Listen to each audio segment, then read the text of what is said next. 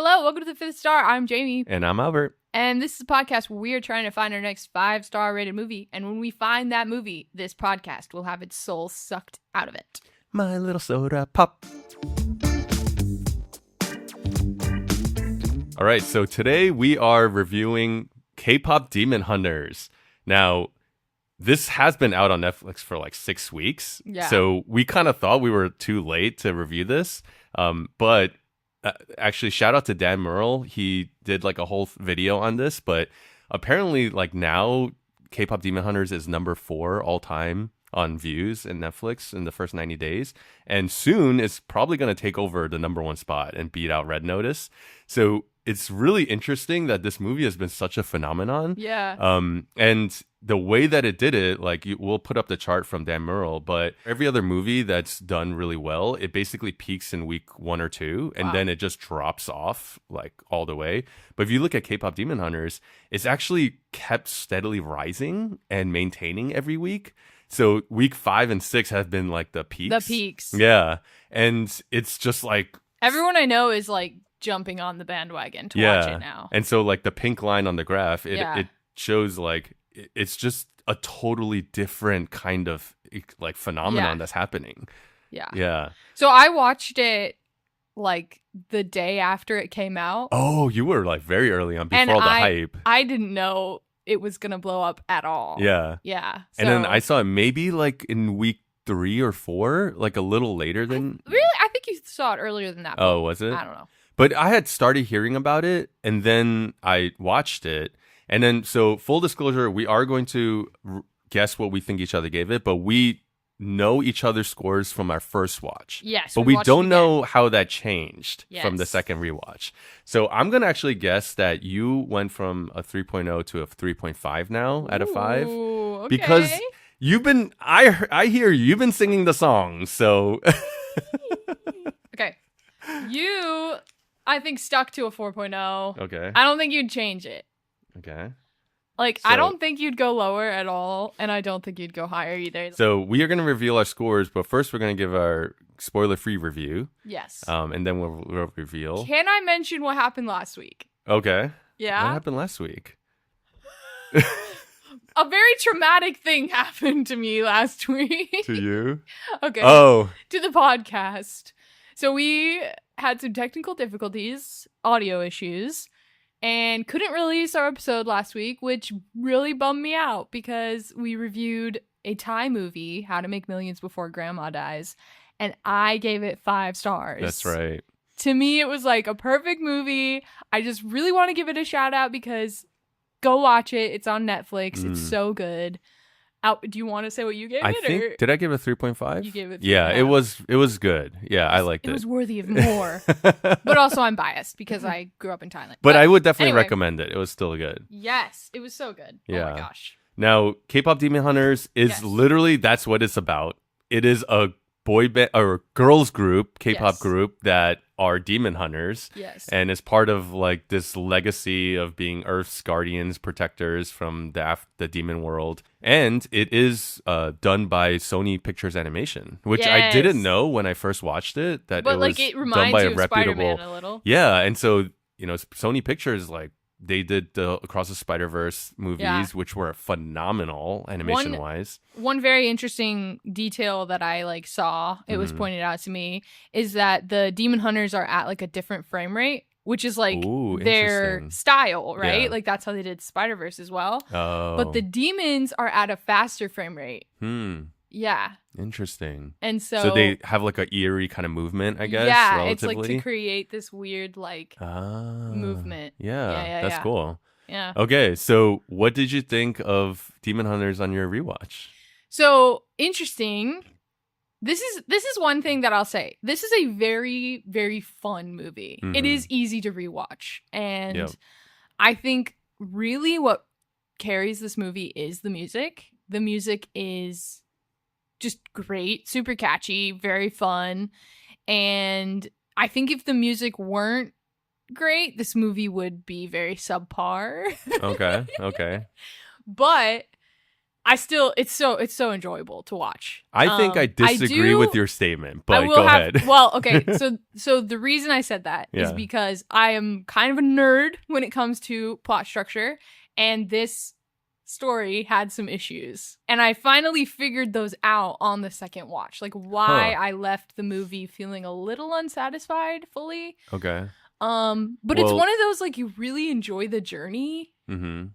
And then you kind of get to the end and you're like, I'm still hungry, you know? I might agree with the second half of that statement. I do think the ending feels a little underbaked, but I think everything up until the last act is really well done.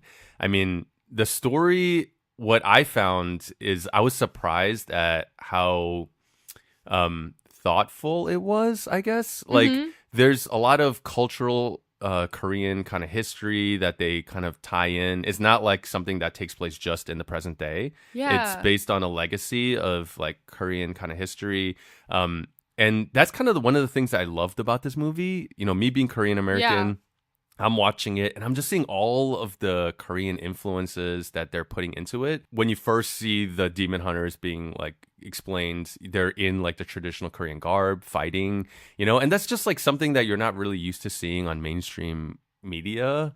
And then even the design of the demons, like that is a very distinctly Korean like rendering. And you know, like if you don't really know that and you watch it, you might be like, I don't like the way these demons look. They kind of look like weird and ridiculous. But it is very Korean, and we call them dokebis. Like, and they have like the sticks with the like spikes on them, and like the horns, and you know. So Could you actually provide some like context for like how demons work in Korean culture and stuff? Because I was a bit confused. Yeah. So I don't know fully all of like the context, but there are some differences. So in terms of like ghosts, a lot of times in Korean culture, like ghosts are portrayed more as like women with black, long, straight black hair and like pale faces and like long white gowns. Yeah, like in The Ring. That's Japanese, but it's very similar. And they kind of like float around like sirens and go like, ooh, you know, and act all like that. So we don't have like these kind of spirit being ghosts, like Casper style. From at least what I'm familiar with. And then you have these demons, which are more like monsters, I guess. So they're not I mean, I guess they're spirits, but they're kind of more physical. And, you know, Korea, like, is now very, very Christian, but that happened very quickly, like, out of, like, the Korean War and stuff. So before all of that, it was very much Buddhist. Do you understand, like, why when the demons are able to, like, come to the surface and then suck people's souls, they die, right? Yeah. But then their bodies also go missing? Yeah, I don't know. I don't think that's necessarily like culturally connected to anything. Like I was actually curious, like for myself, like was Kima the kind of big bad, was he like based on real folklore? And he isn't. Like he's not an actual like kind of demon. I definitely thought he was. Interesting. Culturally. So he's fictional, but I think it's influenced by things in kind of traditional folklore. Is the Hongmun? The Honmun? Is that also fictional? So I don't know. I never heard that term before. But yeah, like, but for example, like the tiger character, like that is also kind of design wise like more of a Korean style, like visually. So you know, I think like these kinds of things are what really elevate the movie from what I think. I agree with you, like it seems like it would just be like a very straightforward kind of generic type of movie, right? And actually when I turned it on initially, like, you know, it's like K-pop Demon Hunters, I was like, oh, this is gonna be such a basic, like, you know, Sony or like whatever, like a DreamWorks type movie, and then you know, it has like this concept, but it's not gonna really be Korean, you know?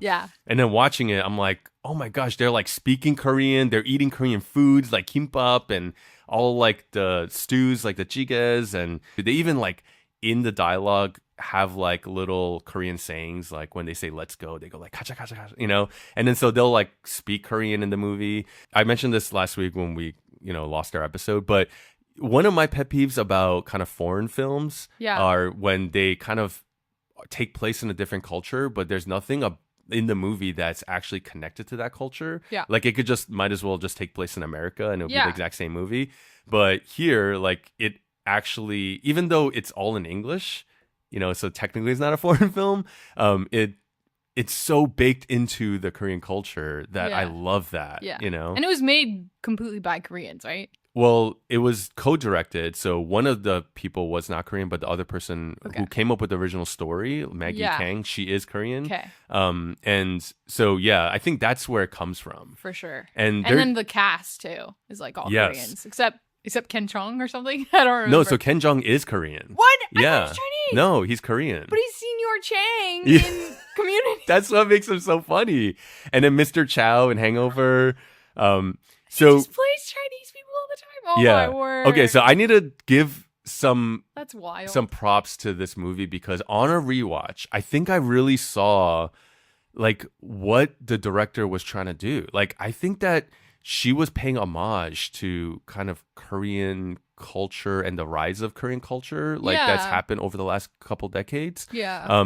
So the main three, leads, they're pretty unknown. Like the voice actors. I noticed that. Yeah. But then the supporting roles. Okay, so you have Ken Jeong, who's playing Bobby, the manager. Yeah. And then you have Daniel Day Kim, who plays the healer Han guy. Yeah. And who's from Lost, right? And then you have Celine, the kind of mentor figure. She's played by Yoojin Kim, who is the wife from Lost. The wife from Lost. Yeah. And then so when I think about why did she, like, of all people, like, cast these three Koreans? Like, she could have gone Steven Yeun, or she could have done John Cho. Like, just like they're different actors, or she could have gone with other unknown like voice actors, right?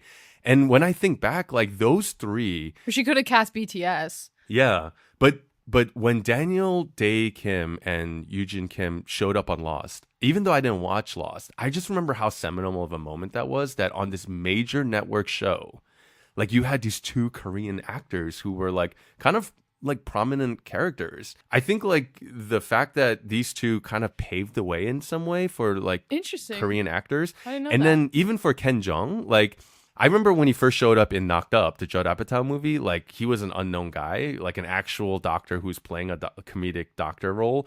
And he was really funny. And then a few years later, he does in 2009 Hangover, and then he becomes Mr. Chow, like this sensation, right? And now Kim Jong has, he's done Community, he's done Crazy Rich Asians, like all these things. He's Masked like Singer. Yeah, he's like a massive talent. And like he very much like also paved the way. And so I think like what she's doing as a director is saying like paying homage to like these people who were really important in paving the way. And then also like the boy group, right? In the Saja Boys. Yeah. So you say Saja Boys, right? And that's kind of the way they pronounce it throughout the movie too. But in Korean it's actually Saja Boys. It's like a softer S sound, saja, which is the Korean word for lion, which is why they have a lion. Yeah, that's why their logo is a lion and everything. Okay. And I think even that is an homage to the Seotaeji and Boys, which is the like the first like K-pop group. Oh. Yeah. So it was in 1992 they released this album. It's Seotaeji, like Wa Idol, and which translates to Seotaeji and Boys. And this guy Seotaeji, he basically like it was a trio of guys. Yeah. And then they put out the song called Nan Arayo, which means I know, and it was like the singular moment that created like K-pop as we know it. This is the band you've like showed me before, yes, right? Okay. Yeah. And I remember listening to this as a Korean kid in America, in New York, like listening to this song. And I mean, he took all the Western influences of like rap and all that and pop and infused it and brought that into the mainstream in Korea. And there were like a lot of the people at the time, like kind of, even like critics and stuff, were Yeah. like, what is this weird music that he's doing? This is so like bad. But it just blew up, and it's I think even to this day the top selling, or one of the top selling albums of all time. But in this movie, there's a quick moment when Yumi and Remy meets Jin, like this kind of for their second date, like, and it plays like really quickly in the background, and one of the songs is not the Nan Arayu song, but it's another song from that first album. And so I think even the naming of Saja Boys is like a homage to a direct reference to Satejian Boys. That's cool. That's a cool fact. Yeah, and then there's even another one of those like sprinkled in when they're in the elevator after their first performance, and it's from a group called Deuce, which came out in 93, so the year after, and they took like rap to even like another level, like the fast rapping style with the dancing. And so like that's in there. So I think she's just like really intentionally like putting these in to be like, she might be in your generation. She might be, yeah. So I just thought that was so cool, like about the movie. That is cool. Yeah. I like that. There are rumors only, that they're gonna make a sequel because it's so successful. Yeah. And I personally would watch it for sure, because I think they could actually really flesh out some of the backstory. There's a reveal about the main character that's never fully explained. And there's some other like backstory stuff with her aunt and her mom and everything that I would really like to see more of. I also want to understand the rules of the world a little bit better, because I feel like there were a lot of things that they were kind of assumed. That were assumed, or like just like how do the hunters get their powers, and what exactly are the hunters' powers, and like just a ton of stuff like that. And I think it'd be really cool if they included that in like a sequel. Yeah. I would really enjoy that. So on Letterboxd, it actually has the sequel already listed. But it's rumor. It's rumor. Nothing is confirmed. Okay. I just looked it up. Okay. But I also heard that they're toying with the idea of doing live action remake. No. And a stage musical. Okay, stage would be fine. Yeah, but that would be cool. Don't do a live action movie. The cartoon is much better. Yeah. But the question is, if they do a stage musical, are they going to cast it with white people or Koreans? No, you'd have to do Koreans. That'd be weird. That'd be so awkward if white people played those parts. I mean, it wouldn't be the first time that kind of thing is done. It's kind of cringy. Yeah. Yeah, it was super fun. The music was super catchy. But I think that's where I kind of disagree with you. I think I really even like the story. And there's a reveal that happens in the first 15 minutes about the main character that I didn't see coming. And I thought really just really grounds the whole thing. It was a good choice for sure. Yeah. And then it makes it, because then there's like stakes in terms of what's happening, externally between the demons coming into the real world, and they got to save the world. But then because of the reveal of the main character, it's also an internal thing at stake. The crux of it is it's an internal thing. About what she believes about herself. She's trapped in her own prison of shame. And that whole theme of shame and being imprisoned by your shame is really, I think, well thought out in this movie. Yeah. And I really liked it. Yeah, it just like it added like another layer to it. I can't get into it without spoiling stuff. Okay, we'll have to talk about it more in spoilers. But there was another thing that was done that I read about later that I thought was cool. So the two groups that are feuding, you have Huntrix, our main characters, and their music was meant to be more emotional, and the lyrics were meant to be more like revealing about how they feel and kind of, like more substantive, I guess. Okay. And then with the Saja Boys, they, their intro song is Soda Pop, which is super catchy, but they were going for basically like this really surface level kind of catchy, extremely poppy. Yep. But hence the name. Yeah, but really no depth intentionally. Yes. In the lyrics and stuff, and therefore be like soulless, which reflects kind of that band and who the characters are. Yeah. And actually, like, I think that becomes almost like a commentary? Like part of me was wondering, like, is what she's saying, like, we can have like this music that's really catchy that we listen to that blows up and goes viral, but it's not meaningful. But is it really soulless? And are we just giving ourselves over to these forces that suck our soul, you know, versus music that's good and deep and quality and meaningfully done. And then in the age of AI music and stuff like that, like, you know, it kind of adds like even another layer. So I don't know. I think there's some stuff happening here that's really deep. It's good. It's good stuff. Yeah, each song does kind of play into some kind of commentary, which is interesting. And 2 of the songs have been on the top 10, like Golden and is it Soda Pop? Yes. Those 2. Which I have something. So I really love the song Golden, but it's like if you read the lyrics and you understand where the movie's going and everything, Golden feels like the last song. Huh. Okay. Because it, in a nutshell, is like the lesson. Oh, that's already up front, like given up front. It's like it feels like the song after she learned the lesson, but she sings it at the beginning, and it's weird. And then the ending song isn't really almost as... a duplicate, almost a duplicate. So maybe like it should have been flipped. It's a little bit more. It's a little bit more on the nose at the end, but like the themes of both songs are like almost the same. You know, actually, I agree with you. On the rewatch, listening to the actual, like the second, I try to watch things without subtitle because I don't like how you can anticipate like the dialogue coming. But on the rewatch, because I already seen it, I turned the subtitles on and actually paying attention to the lyrics of the song.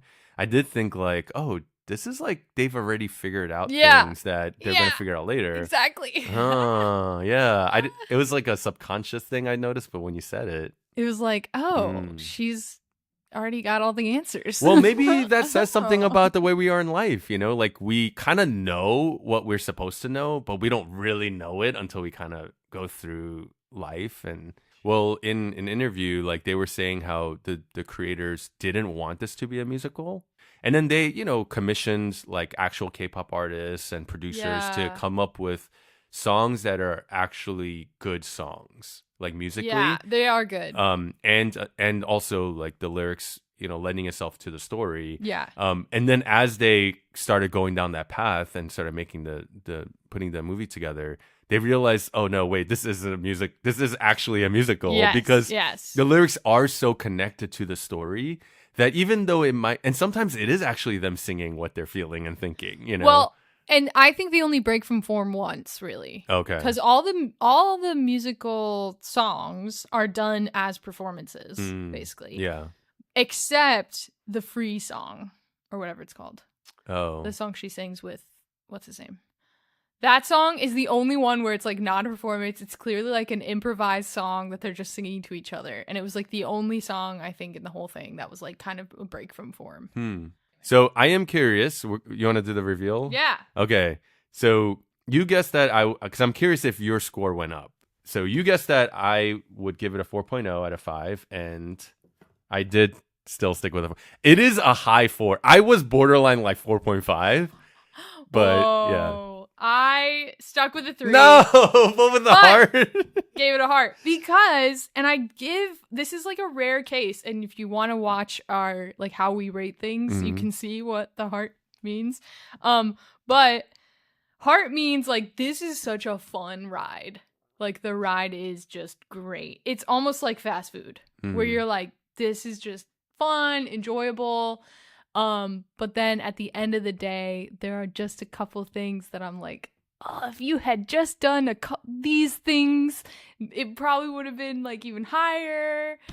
I know, I'm being a nitpicker. But I'm definitely being a nitpicker. But with all of the songs that you keep singing over and over that are stuck in your head. I'm only really singing Golden. But I've heard you sing Soda Pop too. Oh yeah, that was such an earworm. Yeah. Such an earworm. So don't the songs itself take it to above average? You've also heard me sing Butter a lot. Do you think that I really love that song? Well, so I think the Soda Pop song was modeled intentionally off totally. of I agree. BTS. I agree. Like Butter. But I do really like the movie. I think like I just can't give it a higher rating because of the structural issues. Like this is where fun Jamie and critic Jamie really like come to a head, basically. You just like can't get over some of those structural issues. If I wasn't such a nerd about it, like this probably would be higher for me. Well, I mean, because But anyway. I'm very similar, where Yeah. certain things will bother me to the point that will ruin the movie. Like if the stakes are really bad, or Yeah. like the protagonist doesn't actually like change at all, up like for Yeah. positive or negative, right? Right. So some things that I think really are fundamentally like, that kind of ruin things. But I thought on this rewatch, I appreciated even more how well thought out every scene serves its purpose and moves the thing forward. It reveals something about the character. They have character development in there. Like, yeah, so like I just think so much of it is right, and it's All really just that the ending feels a little rushed. But okay, Let's go into it. Okay, get into spoilers. I want to unpack. Okay, I need to. Okay. Yeah. So I didn't fully like put this together Mhm. until the second watch. So I am glad I watched it again because Okay. I was like able to kind of pinpoint where I felt like things were missing, I guess. Mhm. The main thing was the Dark Night of the Soul into Break Into 3 Okay. was kind of unearned.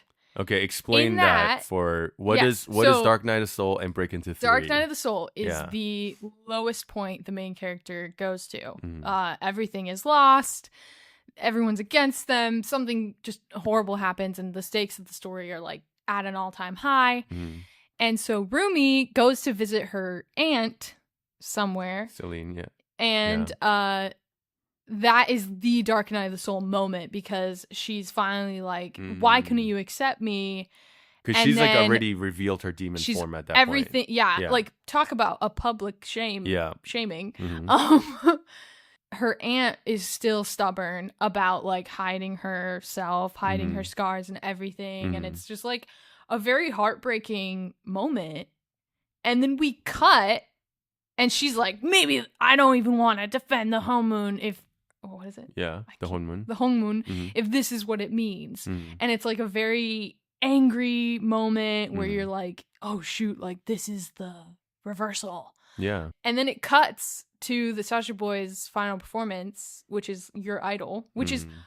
a great song. That's another great one because I love all of the themes about how like, a K-pop band can kind of become like your idol and your everything or your god. Yeah. And you like worship the ground they walk on, yada yada yada. And then Anyway, and they turn out to be demons. Yeah, and then the theme that we talked about of like this music is a soul sucking. Oh, like, yeah. They're playing into all of that in the lyrics. Then next time we see Rumi after this like lowest point, she's walking into the auditorium and singing her like heart song. Not before she starts singing. She shows up looking like she's going to join forces with Kima, the big bad. Because then he goes like, "Oh, you are shameful." She's like, "I am." He's like, "You have lost everything," and yes, I have. Oh, and then, okay. And then she all of a sudden her eye changes, and then she starts going into the song. Yeah, so she walks into the auditorium, and it's almost like a plot twist that we didn't get to see, and it feels very unearned because suddenly she just makes the correct choice without us getting to see why or how, and it really frustrates me that like we don't get to see that part of her journey, which is such a pivotal part of the journey. Yeah. And so, yeah, the ending feels very rushed because of it. And she comes in and she's like singing the correct song, like her heart song, and she's like, "This is what it sounds like," which is like good and everything, but ultimately because we didn't get to see how she got to that point, it feels like such a miss. And like then, it feels like there should have been a deleted scene. Yeah, and then like her bandmates who she had, kind of ostracized, and they become like swept up in the influence of the demons. They hear the song and then they suddenly like revert back. They're and then suddenly they're all like, joined "Oh, together. we love you." Yeah, and it's then like totally forgive her and all that. That was kind of okay because obviously they love each other. Yeah, but there isn't like that moment of them kind of confronting each other where she needs to kind of win them back. Yeah, like she just like sings the song and then they just like turn back, Or like, how did she figure it out? How did she figure out the answers when her aunt just gave her this horrible news. Yeah. Like, no, you know what? You're right. You are 100% right. You are.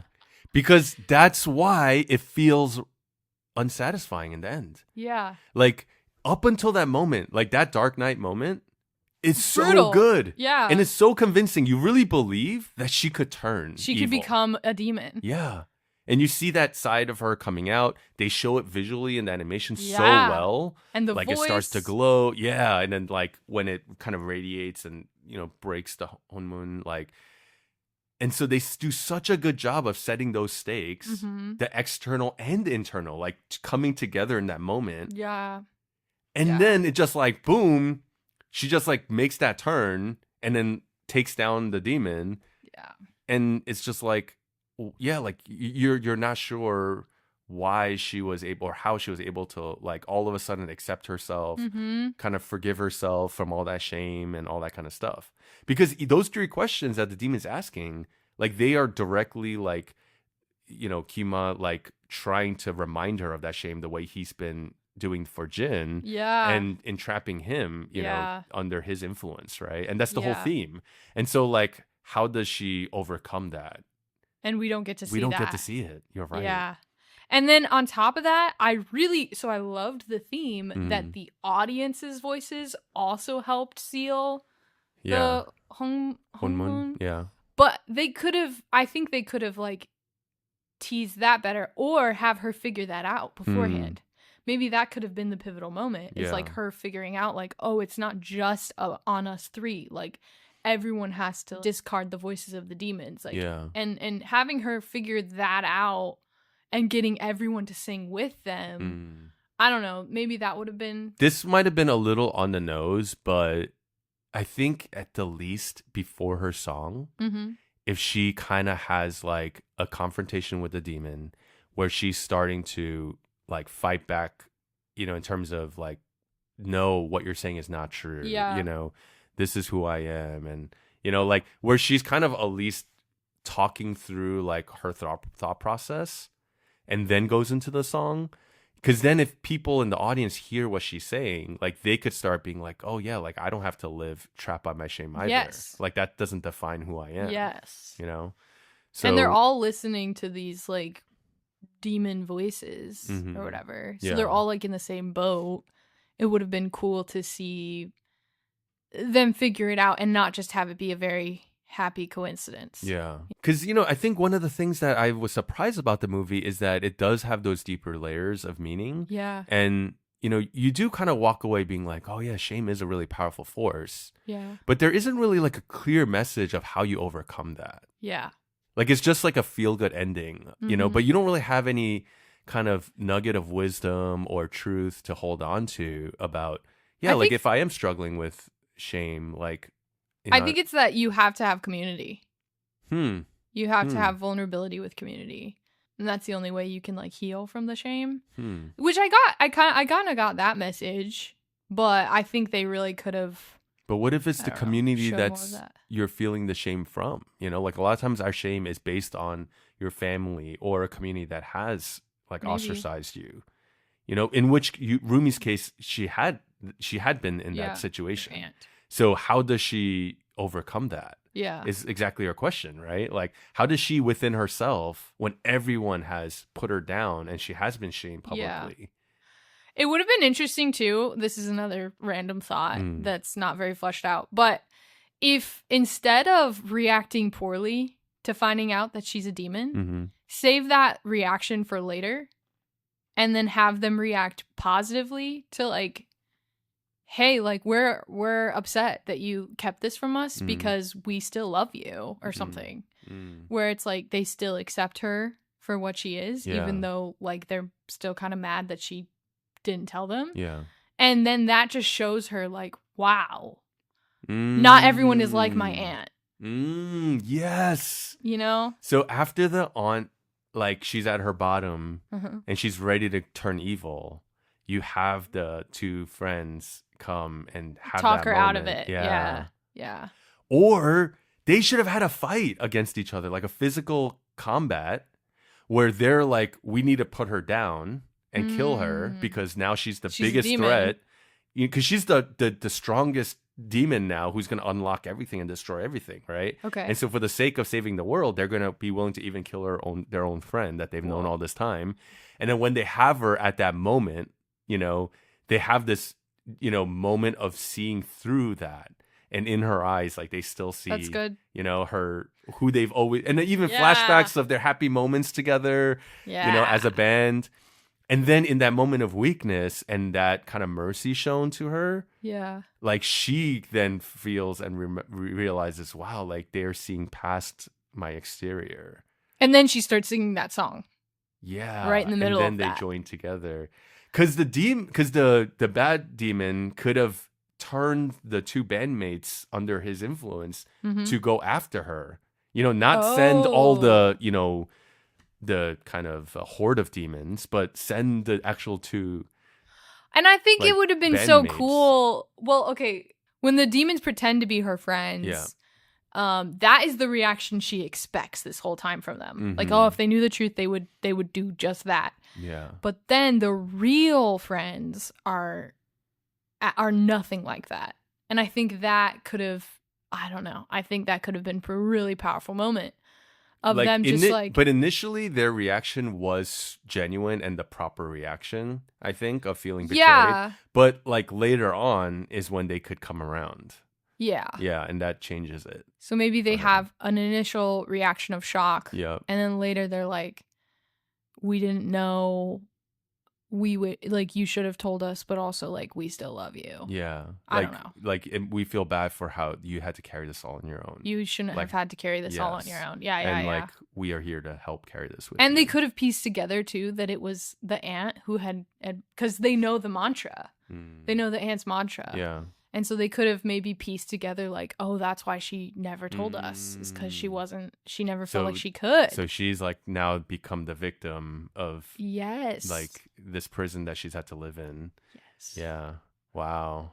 Yeah. Like not being able to see how she comes around. Yeah. That is why I felt like the ending feels a little like tacked on or rushed or it's not satisfying. When up until that point you're just like fully invested in the ride. Yes. And then my only other qualm with it structurally is that the setup also feels kind of rushed, in that I felt like I was missing a lot of like Korean cultural context maybe, which is why I was asking you those questions at the beginning, because I feel like the way the demons work is a little unclear. Because it's different from what you're used to seeing. It's different from, and then the fact that like their whole bodies disappear when their souls get sucked out of them, it's like, wait, where do they go? Oh, there's all these missing people. Yeah, has it's this not like, never it's happened not like before it's just in dead the bodies history lying of on the Korea? ground. Like, they've never had this issue. And then I also felt like their hunter powers are crazy. They can jump out of an airplane and survive. And then they can also kind of fly. And it's like, okay, how do they... I kind of was equating it to like Buffy the Vampire Slayer, where she's like got these Slayer powers and it's just something she was born with.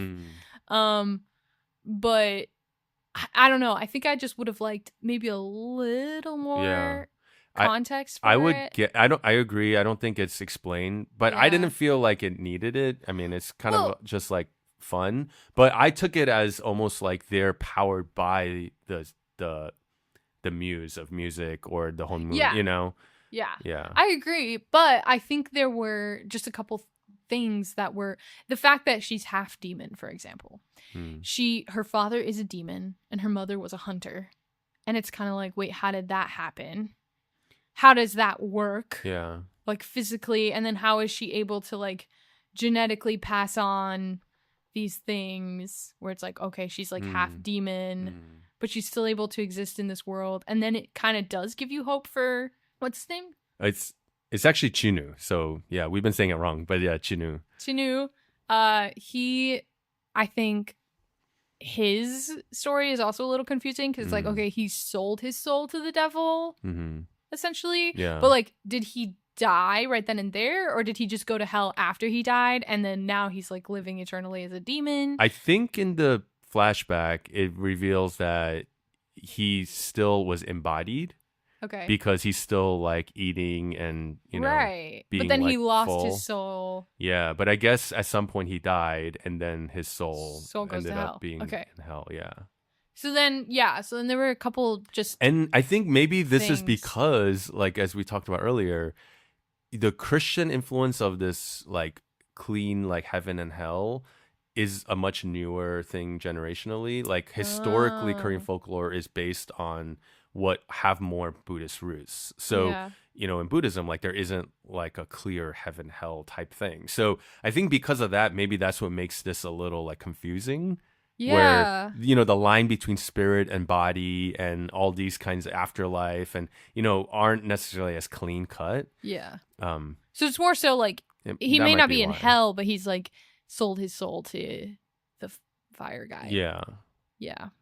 Okay. Well, there were just like a couple rules that I was unsure about that it would have been nice to know by the end, which again is why I think like a sequel would be cool because maybe we could get into like how her father and mother did that. My question is like, is Chino really gone? Because I thought that they had like good character chemistry. That it was like, man, I know he sacrifices himself, but it would be great if like there's a mechanism where like she can go back to save him. No, I think he's gone. He has to be gone. I think it's only meaningful if he's gone. It's sad because the second movie could be all about love, you know, finding love. No, but I thought that was actually a really good moment. I'm really glad that it ended that way because he like gives her his soul, which is like the most romantic thing. And then the soul is what gives her that like upgraded sword. Because it was like, she's like, oh no, like you're dying for me, you know, you're sacrificing yourself. And he's like, no, but you gave me what I didn't know I lost, you know, my soul back. You gave me my soul back. And then you see it appear in the blue. And then he gives that soul to her. And then she slices the fire in half. I thought that was great. No qualms with that. But qualms with other things. I guess the setup stuff to me didn't bother me because it was exactly what we needed to know. It didn't need to get bogged down in any more exposition because it shows you the exposition really quickly. And it's everything you need to know to be able to be like, okay, I got what we're doing here. What's at stake? Anyway, not a single kiss in the movie too. Which is what? A good thing or a bad thing? I thought it was a strong move. Strong move. Props. I guess it keeps it more of like, you know, open for kids. And, you know, I think that's the cool thing about this movie too, is being appreciated by people it's like the 4 quadrants, right? Like old, young, men and women. So if you want to watch more of our reviews, you can follow us on YouTube, Spotify, Letterboxd, or Apple Podcasts.